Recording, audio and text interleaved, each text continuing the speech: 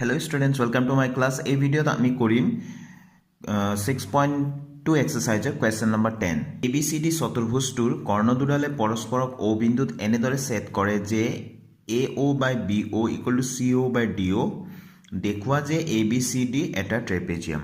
ঠিক আছে, আমি কৰো হা। Very interesting question আৰু অতি সহজ। তো students প্ৰথমতে আমি চিত্ৰটো আঁকি ললো ABCD কৰি এটো এটা চতুৰ্ভুজ আঁকি লৈছো, কিন্তু যেহেতু আমি ট্ৰেপেজিয়াম বুলি প্ৰমাণ কৰিব লাগে তো ট্ৰেপেজিয়ামৰ শেপ এটা দি প্লাই আমি আঁকি ললো। ঠিক আছে, তো ইয়াত আমি যি দিয়া আছে কথাখিনি আমি লিখিম। দিয়া আছে ABCD চতুৰ্ভুজৰ কৰ্ণ দুডাল AC আৰু BD এ O বিন্দুত কটাকটি কৰিছে। এয়া AC আৰু এয়া BD কৰ্ণ দুডালে O বিন্দুত কটাকটি কৰিছে। AC আৰু BD কিয় কৰ্ণ হয়? এটা চতুৰ্ভুজৰ কৰ্ণ কাক কোৱা হয়? যদি বিপৰীত শীৰ্ষবিন্দু লগ লগাই থকা এই ৰেখাখণ্ডডালকে কৰ্ণ বুলি কোৱা হয়।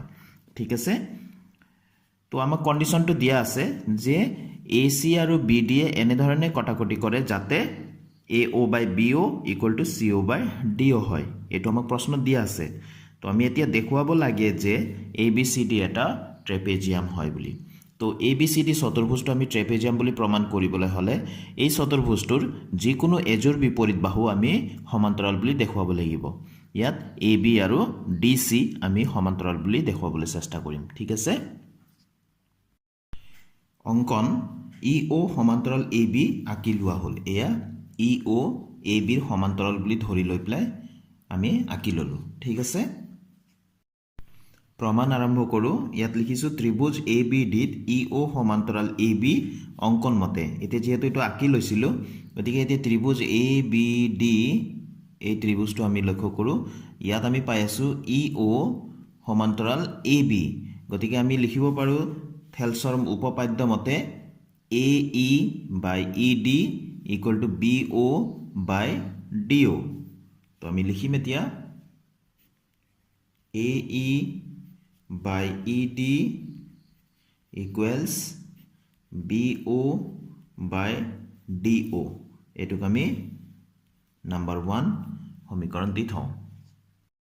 কিন্তু আমাক দিয়া আছিলে AO by BO equal to CO by DO। এটো আমাক দিয়া আছিলে, আমি প্ৰমাণ কৰিব লাগে ABCD এটা ট্ৰেপেজিয়াম বুলি। তো এই কথাটো আমি ইয়াত ব্যৱহাৰ কৰিম। লিখি দিছো দিয়া আছে AO by BO equal to CO by DO। ঠিক আছে, ইয়াক অকমান আমি বনাই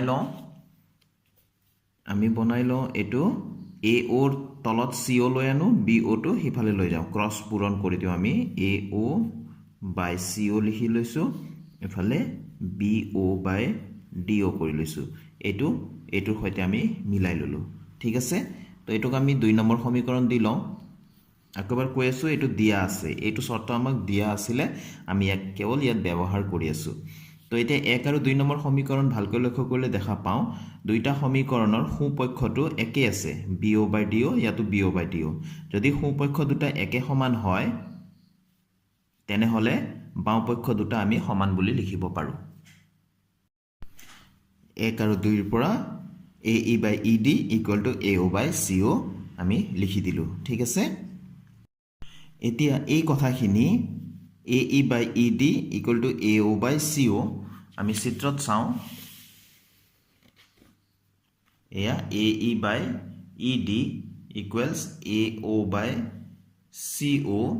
এটো কোন ত্ৰিভুজত আহি আছে? AE by ED AO by CO ADC এটো ত্ৰিভুজত আহি আছে। ভালকৈ লক্ষ্য কৰিছানে? ADC এটো ত্ৰিভুজত আহি আছে। গতিকে আমি থেলছৰ বিপৰীত উপপাদ্য মতে লিখিব পাৰো EO সমান্তৰাল DC। থেলছৰ বিপৰীত উপপাদ্য মানে কোনটো? 6.2 উপপাদ্যটো। কথাখিনি লিখি দিলো। এতেকে ত্ৰিভুজ ADC ত থেলছৰ বিপৰীত উপপাদ্য মতে EO সমান্তৰাল DC। কিন্তু EO সমান্তৰাল AB অঙ্কন মতে আমি এই ধৰণে আঁকি লৈছিলো নহয় জানো? গতিকে ইয়াত দেখা পাই আছো দুইটা লাইনতে EO সমান্তৰাল DC হয়, আমি প্ৰমাণ কৰি দিলো। আৰু আমি কি ধৰণে আঁকি লৈছিলো? EO সমান্তৰাল AB। যদি EO DC ৰো সমান্তৰাল হয়, EO AB ৰো সমান্তৰাল হয়, আমি লিখিব পাৰো এতেকে AB সমান্তৰাল DC।